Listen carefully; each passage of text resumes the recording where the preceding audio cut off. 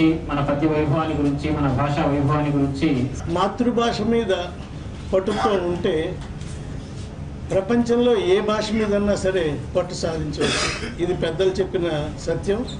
అలాంటి మాతృభాషని విస్మరించి వేరే భాషలందు ఎక్కువగా ఆసక్తి చూపిస్తున్నారు మన యువతరం. ప్రతి యువకుడు, చిన్నపిల్లలు అందరూ కూడా తెలుగు భాష నేర్చుకుని తెలుగు భాష రాయటం నేర్చుకోవటం అన్నది ఒక బృహత్తర కార్యక్రమం కింద ప్రైవేట్ సంస్థలే కాదు, ప్రభుత్వం కూడా దీని మీద శ్రద్ధ చూపించి ప్రతి స్కూల్లో కూడా తెలుగు కంపల్సరీ చేయాలని చెప్పి సభాముఖంగా విన్నవించుకుంటూ ఇలాంటి కార్యక్రమాల్ని చేయూతనందిస్తున్న శ్రీ విజయ్ కుమార్ గారు ఎంతన్నా అభినందించదగిన వారు.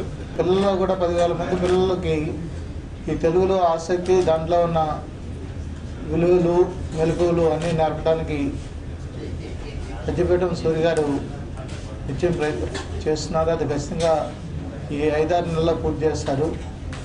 అదే కాకుండా దీంట్లో వాళ్ళకే కాకుండా స్త్రీలకి, పెద్దలకి, వీళ్ళందరూ కూడా దీంట్లో ఆసక్తి కలిగేటట్టు, అలాగే చూసే ప్రేక్షకులకు కూడా కళాభారతిలో మంచి కార్యక్రమం ద్వారా మన భాషలో ఉన్న మెలకువలు, అందాలు ఇవన్నీ ప్రత్యక్షంగా చూపిస్తూ